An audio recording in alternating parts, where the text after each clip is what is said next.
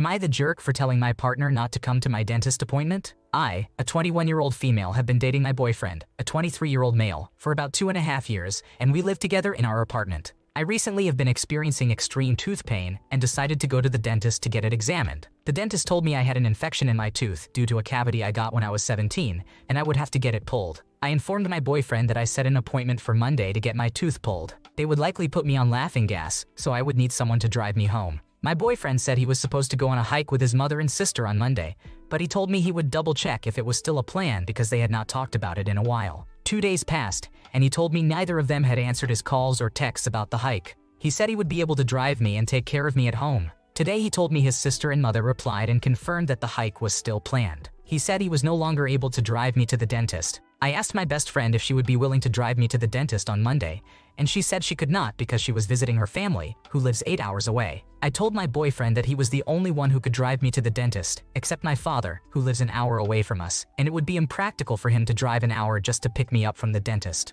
My boyfriend told me his family already does not like me and thinks I am stealing him from them. He argued that canceling the hike to pick me up from the dentist would only make it worse. I was extremely upset and told him his family could go on a hike any other day, but my tooth has been hurting so badly, and it is an emergency. I just want some relief, and I cannot reschedule because my antibiotics will run out before the next appointment. He threw a huge fit about how he could have done it himself if he were me. He said I was not independent enough to do things on my own, and did not think it would be a big deal. I told him I would call my dad and asked if he could take me. My boyfriend then said he was going to take me himself. I explained that I did not want him to take me anymore because he argued his family would be mad at him and me for canceling the hike, and that my father would be okay with taking me since I am his daughter and he cares for me. My boyfriend said I was playing games with him and just trying to make him feel bad about not going to the dentist with me. So am I the asshole for not wanting him to come to my dentist appointment? Sounds like he's using the hike as an excuse to avoid being there for you, which isn't cool at all. Dental pain is serious, and appointments shouldn't come second to a hike that can happen anytime. Plus, saying my family already doesn't like you is just manipulative and hurtful. If he can't prioritize your health over a hike, maybe it's time to reevaluate things. Am I the jerk for telling my child that the person they like has a partner? My son Caleb is 17 years old and just started his junior year of high school. He is autistic and has successfully reintegrated back into the general education student body after being in special education since elementary school. We are very proud of him as, despite his challenges, he is a smart kid. He has known Kelsey, who is 16 years old, since his freshman year. She is also a junior. She is a very nice and very pretty girl, and Caleb has always referred to Kelsey as his girlfriend. While I know Kelsey enjoys hanging out with Caleb, I can tell that she does not feel the same way about him. Shortly after the school year began, Kelsey confided in me that she has a boyfriend whom she began dating earlier this summer. He is a classmate of Caleb's, and they get along okay, but at the same time, they are not friends who hang out together outside of school. Kelsey has told me that she does not know how to tell Caleb that she has a boyfriend because she still wants to be his friend. She worries that things might be awkward between Caleb and her boyfriend. She also worries that Caleb will be very hurt once she tells him. I told her that I would talk to him. She said that she wanted to be the one to tell him, but I felt like it would be better if I were the one to tell him. So the other day I sat Caleb down and explained that I knew he liked Kelsey, but she does not think of him as anything more than a friend. I told him she had a boyfriend and who he was. I also mentioned that he was making both of them uncomfortable and needed to respect their boundaries. Caleb did not react well to this at all. The next day, Caleb told me that he and Kelsey had a big argument because Kelsey never told him that she had a boyfriend. He did not know he was making them uncomfortable and wished she would have told him.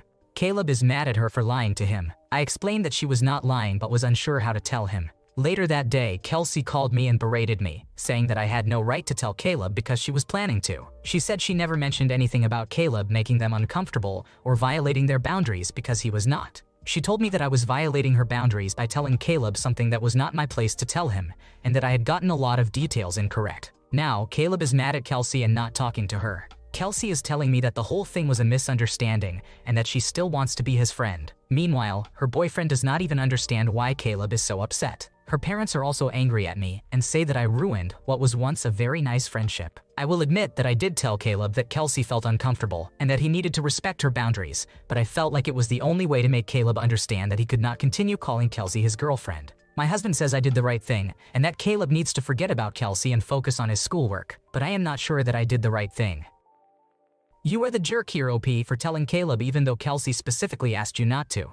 Kelsey has the right to be the person to tell Caleb, given their friendship and her desire to be honest with him. By intervening, you hindered him from growing and learning to cope with real-life situations. You can't keep doing this because it stops your son from developing the necessary skills to deal with life's challenges on his own. Am I the jerk for not giving my sibling unlimited use of the car while on vacation? I, a 24-year-old female, have a 4-year-old daughter named Aita. I was a bridesmaid in my best friend's wedding, but the only children invited were hers. The wedding was 6 hours from our house and my husband is deployed, so I asked my 18-year-old sister if she would mind coming with us. I asked her if she could babysit for the first night and the second day. Then, she could either stay with us for the next 3 days, as we turned it into a little vacation, or I would take her to the train station and buy her a ticket to go home. She agreed to help and wanted to stay. The cabin I rented only had parking for one car, so I told her we were taking my husband's car. I informed her that she could use it, but she had to ask first and be mindful of how long she had the car, since this area is not walkable. I told her she was always welcome to join us on our outings. If she wanted to go somewhere when we might need the car,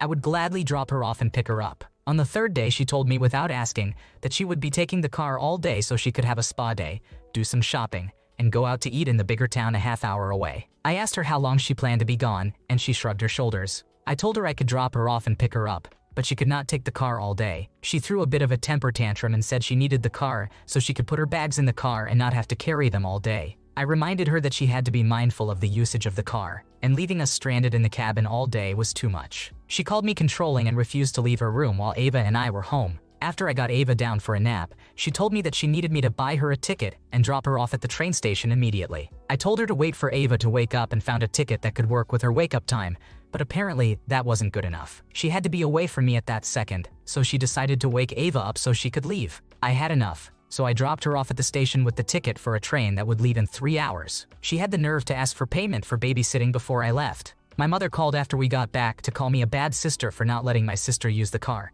not buying an earlier train ticket, and not paying her for babysitting. I think I was being fair, but some of my friends think I could have at least given her $50. So, am I the antagonist?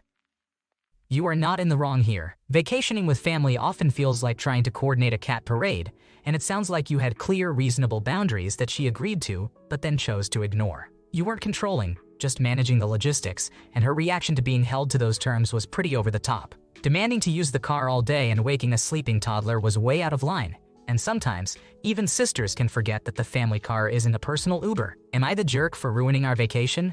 My boyfriend of 7 years and I are on vacation, and the whole time he's been acting off with me. We were so happy to start with, and suddenly it is like someone has flipped a switch. It started on our first night. We were going to dinner at a trendy restaurant that we expected to be busy. My boyfriend knew this and knows that I had been wanting to go there. We arrived with no issues and got there to find a long line. He was reluctant to wait, but somehow we managed to get a table within 5 minutes. We were seated, and suddenly he had a change of mood. He was being fidgety and anxious, saying he did not really want to be there. He was acting like a 10-year-old boy being asked to do something he did not want to do. He was fidgeting with his keys, not even giving me eye contact, with an expression that showed his discomfort. I asked him what was wrong, and he said he just wanted to leave but that it was fine and we could stay. He looked really uncomfortable, so me being a mindful girlfriend said we would go somewhere else. We ended up going somewhere else, but the whole time he was on his phone and barely spoke a word to me. I kept trying to start a conversation, and eventually I had enough of it and just stopped talking. We went back to the hotel, and he just went to bed without even saying anything. The next day, he was completely back to his usual happy self. I tried to bring up what happened the night before, and he just said,